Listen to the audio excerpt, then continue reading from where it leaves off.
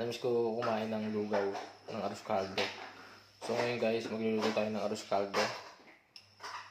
Dahil nakakamiss. Kaya talaga pag nasa ibang bansa. Ito guys, so ito yung mga sangkap natin. Ayan guys. Chicken. Sibuyas. Luya. Chicken cubes. Egg. Paminta. Asin. Onion leaves. And patis. Okay guys. Mag-i-start na tayo. And guys, pagkatapos natin sa ipirito, hangin na natin siya guys. Hangin. Maglulog na tayo dito guys sa kawali.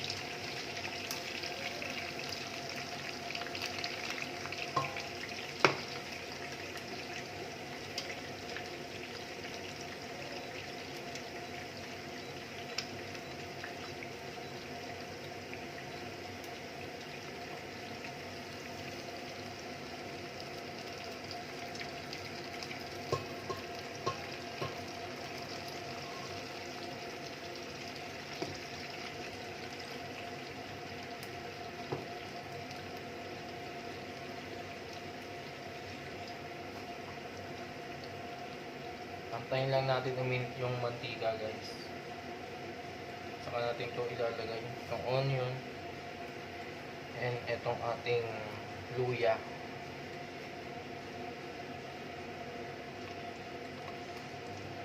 Tapos i-mix na natin itong bigas at yung ating malagkit na pang sushi.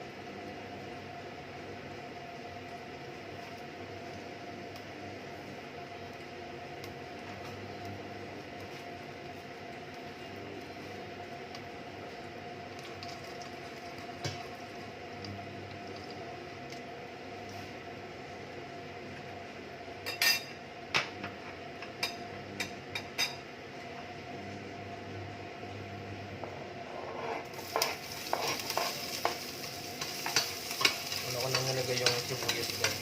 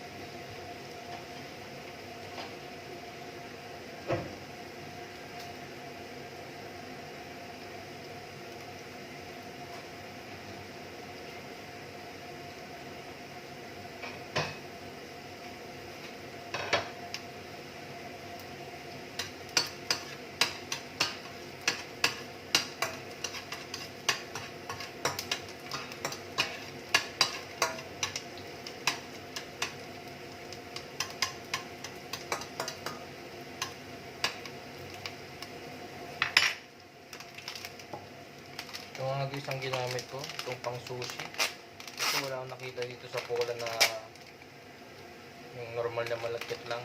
Kaya ito na yung ginamit ko.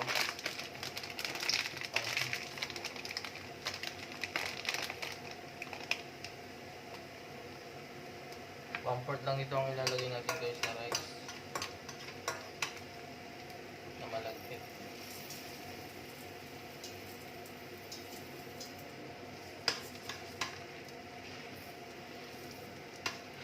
Maraming yan guys. Okay na yan.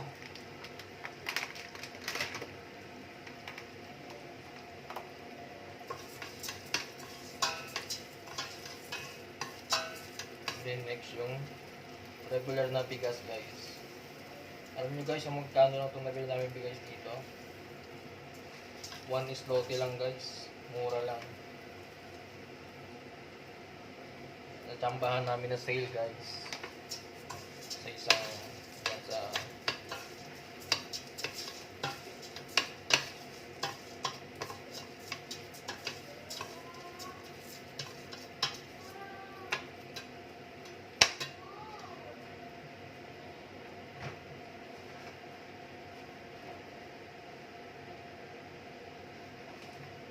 dahil naubusan kami ng bawang guys, ang ginamit ko is itong powder na bawang.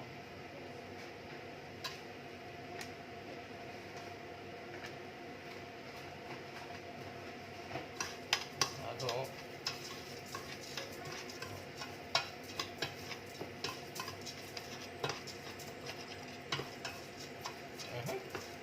Hindi pa lokto guys, pero may lugaw na. Dahil sa luya, sa aroma ng luya at bawang.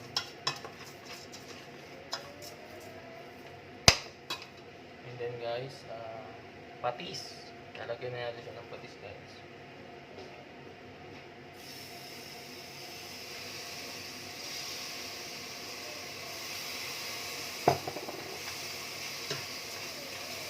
Ang bango guys. Sabi nyo kung gaano kabango to. Alam nyo na kung ano yung ng patis guys.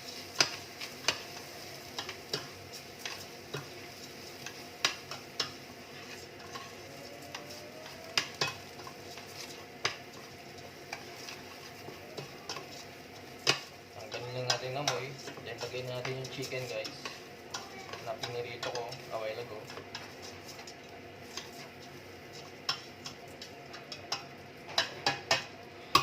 Palang nalalagay ko guys, pero ang bango na. Sama na natin ang natirang mantika dyan guys. Kunti naman.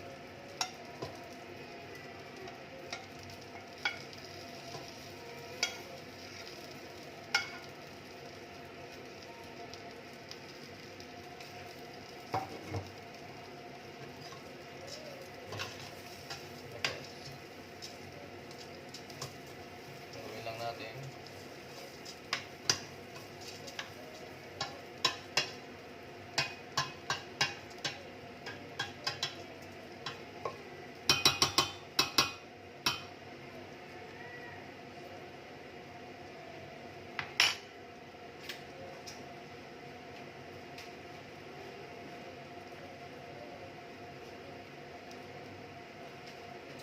At maglalagay tayo guys na ng isang pitcher na tubig.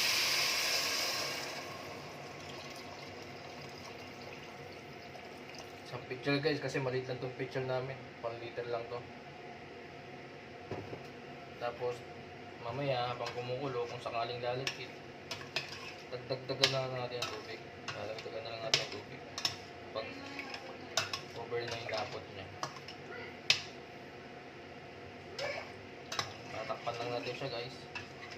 Halu-haluin natin siya guys every after 10 seconds. Yan. Basta stir it occasionally. Sana pag tumakit guys, para hindi masunog yung ilalim. Okay guys.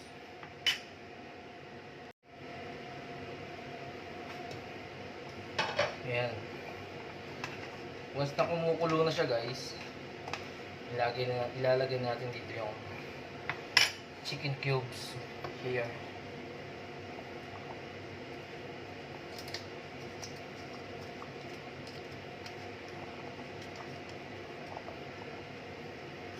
Cubes. Gawin natin.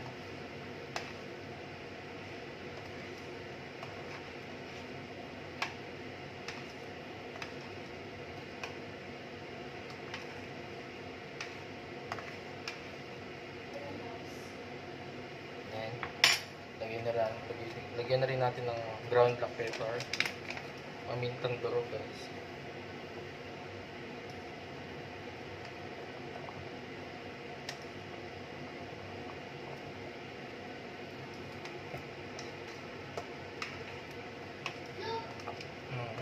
Sarap na guys. Lugaw na guys. Arroz caldo. Tapos tatakpan uli natin siya guys. Hanggang sa tuluyan ng maluto yung pinagsama natin malagkit at regular na rice.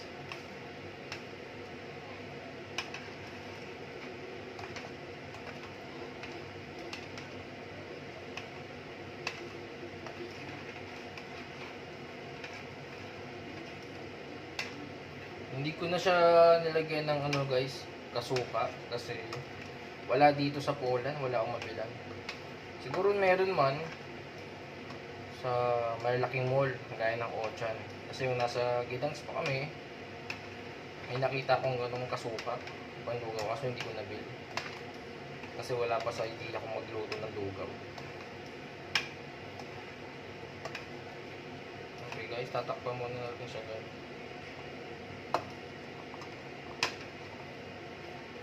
Ayun guys, sa mga pamunta.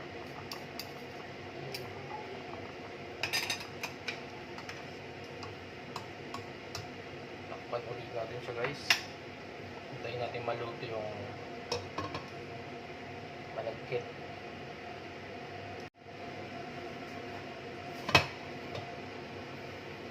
Ang bango guys. Mukhang luto na ang ating lugaw guys. Ito yung texture na hinahanap ko guys, yung ganitong malagkit. Kaya ako siya hindi pinupurong malagkit guys kasi mahirap paluin. Kaya laging kalahating malagkit, kalahating normal na rice. Para medyo madali haluin guys. Ngayon guys, time to tikiman na guys. Titikman na natin siya guys. Siyempre, hindi lang tikiman gagawin natin. Kain na rin. Bali, ito yung magiging dinner namin guys. At ito na rin talaga malamang ang magiging breakfast namin. Dahil bihira lang kami makakain ng lugaw dito sa Poland. Kaya sulitin na namin. Guys, tapos ito guys garlic. Fried garlic. Bali, ginawa ko lang dito guys. Madali lang ito. Lagyan natin siya ng pampasarap guys. Ito yung onion leaves. Lagyan natin siya guys. Lagyan natin siya guys. At ito rin guys, yung ginawa kong chili garlic. Lalagyan natin siya guys. Para medyo may twist. Kada nguya. Hindi nakakaumay. At ang ating egg guys. Taran! Ito na guys ang aking arroz caldo. Na napakasarap guys. Hindi kayo magsisi. Yun lang guys. Bye bye!